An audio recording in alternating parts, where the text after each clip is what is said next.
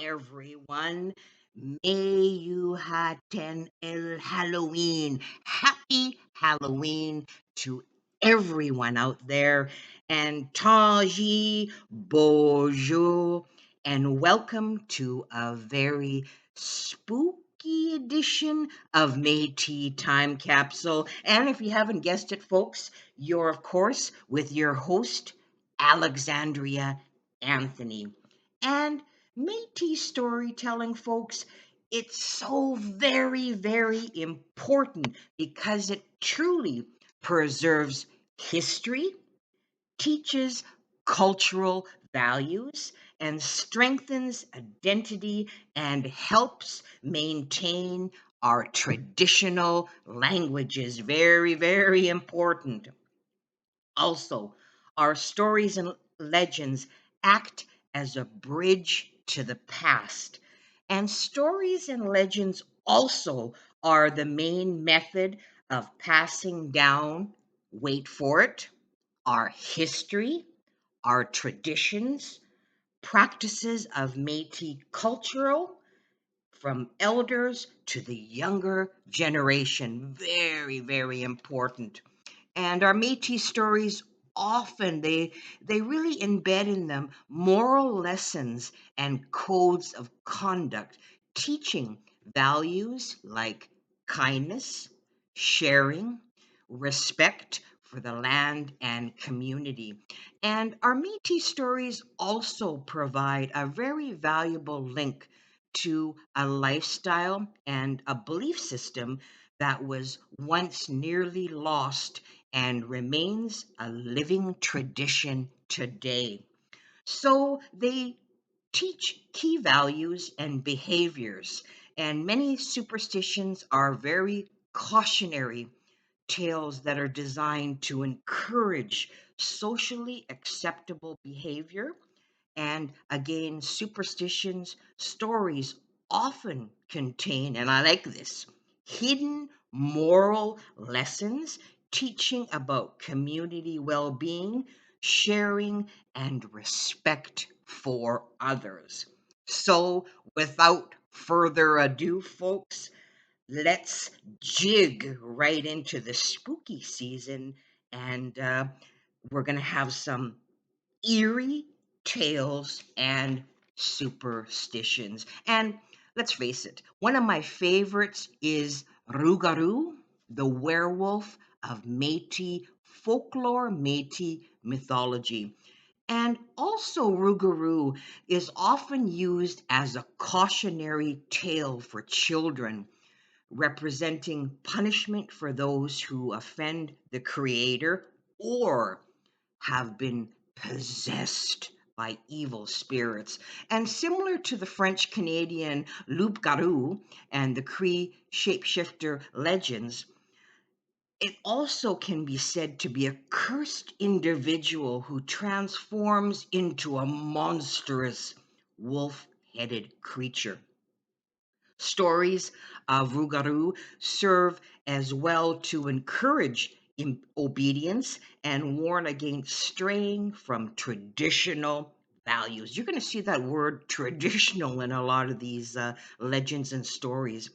And a very unique Métis legend suggests that a skeleton key is the only object that can revert a Rougarou back to its human form. Ooh.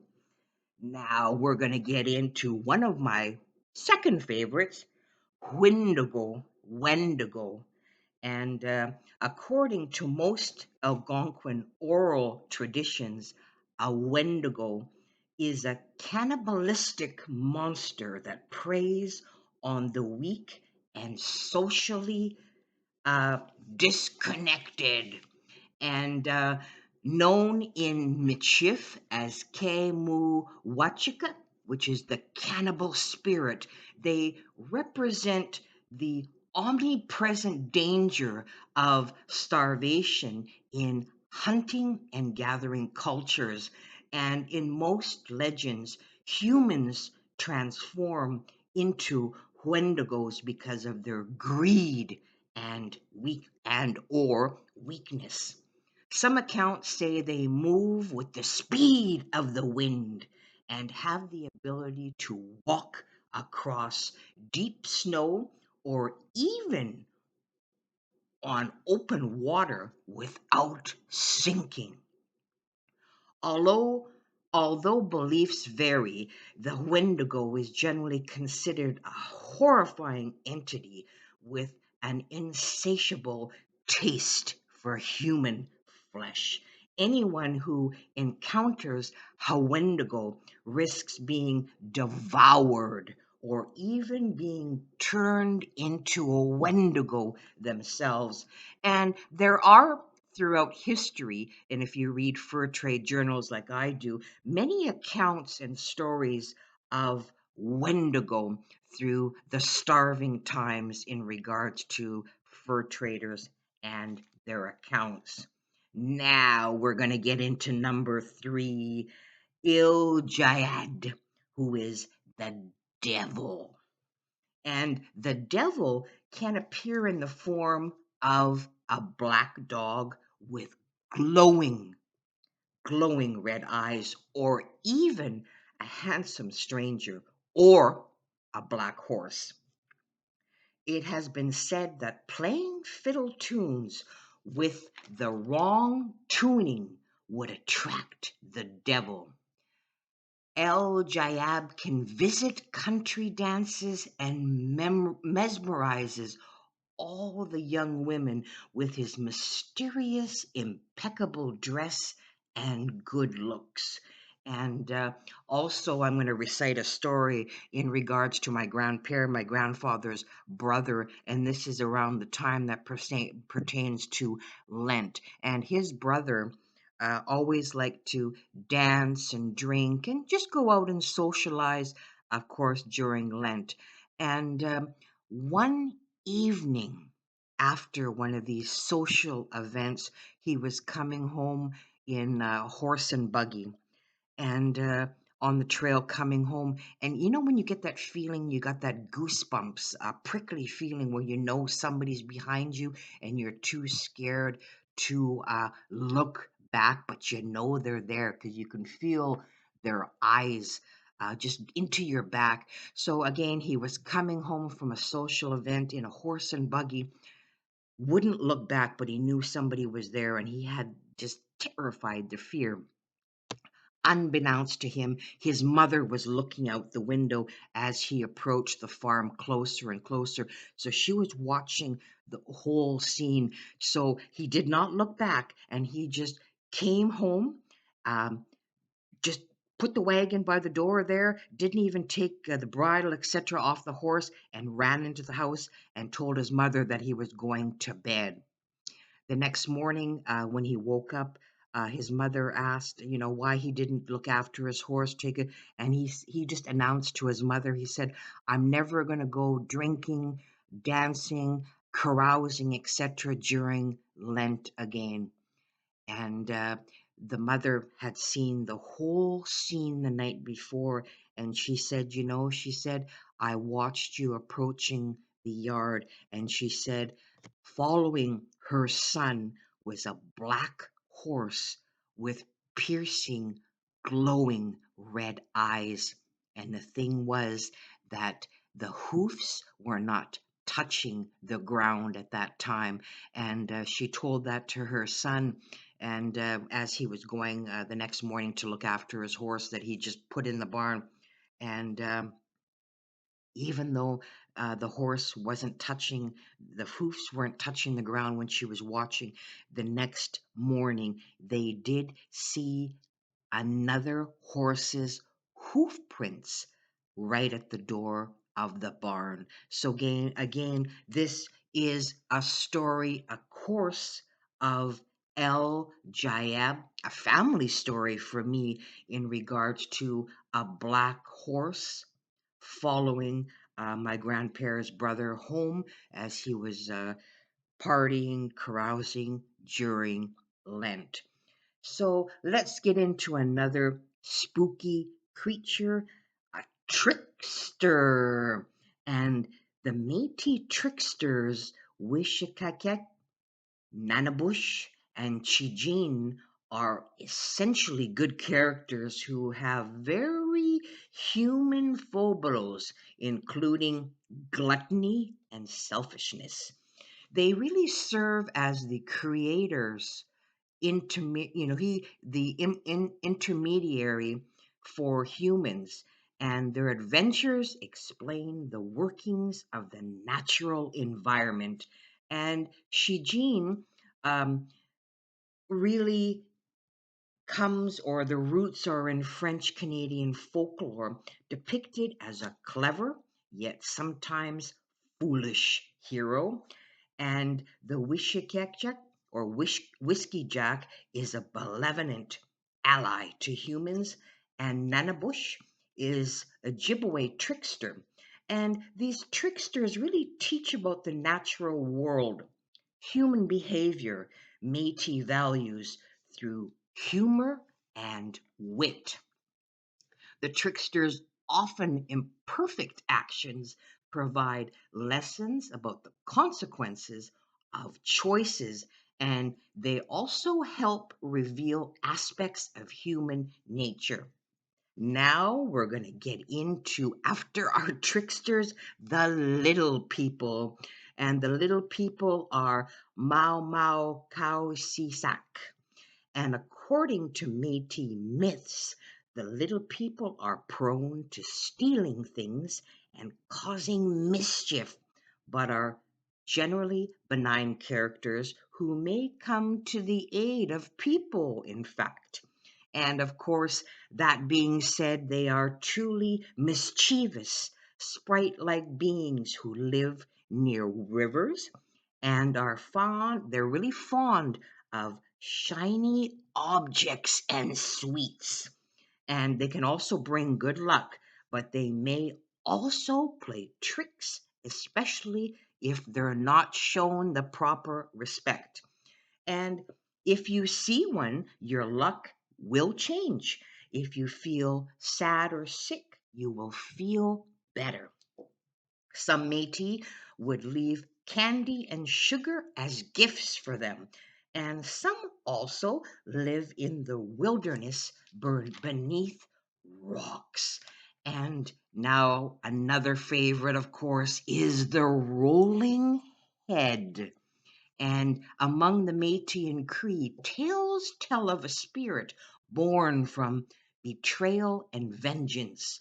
The rolling head, once human, was cursed to roam the night, its hair twisted like serpents as it hunts the guilty.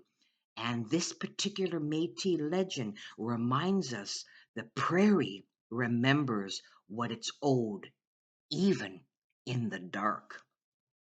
And another personal family story that really means a lot to me, and it is the scream of the Riding Mountains. And Riding Mountains, of course, is in the province of Manitoba. And this chilling tale was passed down from my grandpère Albert, who told of hunters camped deep in the Riding Mountains. And late one night, as the fire crackled low, an eerie scream ripped through the forest, a sound not of beast nor human. The hunters froze, fear clawed at their hearts. Some whispered the word Wendigo. Without waiting to see what lurked beyond the trees, they leapt on their horses and fled, vowing never to return. To this day, locals say that when the wind moans through those trees, you can still hear the echo of that terrible scream, reminding all who pass to respect the spirits of the North. So again, another personal story. And my grandparent Albert used to hunt a lot, or we used to, even as kids, spend a lot of time at the Riding Mountains in Manitoba. Very, very beautiful place, but very steeped in history and mystery. Another is the Red River cart ghost. I don't know if any of you have heard the story, but it is supposedly well known. And it's the ghostly apparition of an ox drawn cart that has been seen in the Red River Valley. It was noted in a newspaper article in the August 29th, 1903 issue of the Morning Telegram. And I quote, I'll read some of the article. One ominous summer evening, a lone soldier standing guard outside Lower Fort Garry saw something dark and looming approaching in the mist. Next came the rhythmic clip clopping of hooves. An ox cart appeared from the gloom, driven by a Métis man and woman. Through though he was puzzled by the outdated look of the pair, the soldier shrugged it off and said nothing as the cart slowly lumbered by. A few minutes later, however, another dark form appeared in the distant mist, and what seemed to be the very same ox cart traveling by again. The third time it appeared, the soldier began to tremble. Palms were damp and sweat on his brow. He ordered the cart to halt, but no sooner had his authoritative words rung out when the entire apparition vanished like smoke in the wind. Seconds later, it reappeared in the distance and disappeared again when he hysterically cried out for it to stop. By now he was in full blown panic and threw his rifle to the ground, running away. Back at Lower Fort Garry, his fellow soldiers laughed off his story, but one by one they all had the very same experience. Oh my God. And I myself had the privilege of being born and growing up in Selkirk, Manitoba. It's a place unto itself with a lot of history. And close by Selkirk, Manitoba, of course, is Netley Creek. And Netley Creek at one time was known as the River of Death. And it earned that nickname, River of Death, or Nibuin CP, in the 1780s after Indigenous people discovered the bodies of large Cree and Assiniboine camp, and a death attributed to either a deadly smallpox outbreak or a Dakota Sioux attack. And oddly enough, the name was still in use by the fur traders in 1808, and that is the River of Death. And there's also another legend at Netley Creek, which is north of Selkirk, Manitoba, and it is the legend of the Mound. And many years ago, said one old woman, born roughly about the beginning of the century, her people told her of a tribe that was living at Netley Creek, and the mound was inhabited. There was a mound there inhabited by people calling themselves mandrills. And they were cave dwellers and belonged to a race then very few in numbers at that time. And they had been visited by one of her tribe, and were found to be dying with smallpox. So here you have throughout history smallpox being mentioned over and over at Netley Creek, which is north of Selkirk, Manitoba. The Indian was alarmed, dreading the scourge of the red man, and avoiding the place, went over to the east side of the river on his limit for several days, and skirted along the small streams running into Red River from the east. And on his return, he passed the mound dwelling when he found that the mound itself had fallen in, and there was no trace of a single mandrill left.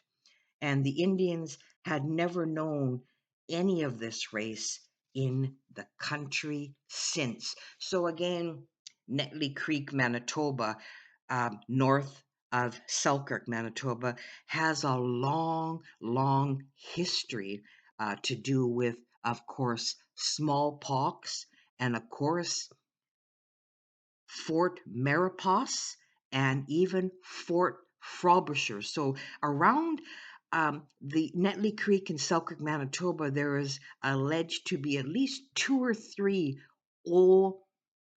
old fur trade forts. And like I said, as a kid, I used to pretend that I was on the hunt for Fort Mariposa and La Vérendrye and all that there. So again, Netley Creek in Manitoba, mound builders, and the bodies of a lot of First Nation individuals that had allegedly died from smallpox. Now we're going to go into another personal story here, and is the Lake Manitoba Narrows giant. And my grandparent told this story, and it's something that stuck with me because I never ever forgot it. Really, an unsolved mystery. And he was working on the Lake Manitoba Narrows Bridge, and it was built around 1969.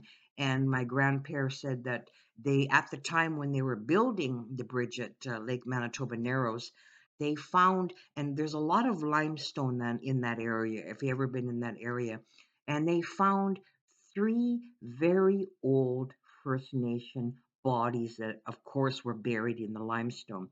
But the most chilling thing about these 3 particular bodies was that they were alleged to be over 7 feet tall. And at that time, Dr. Gendreau, who was a doctor but was also acting coroner at the time, and was called in, and they determined that the bones were very, very old. It wasn't a recent murder or a recent unsolved crime.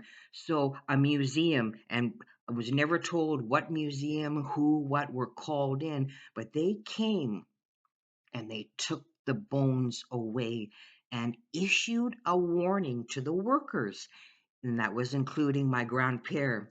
And they were told never to speak of this incident again, and never speak of the bones and the bodies that were found.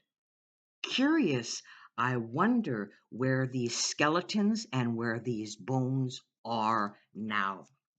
So we're talking about Lake Manitoba Narrows, of course, and we're going to talk about another personal story, a family story to do with Lake Manitoba, and of course, it's Manipogo.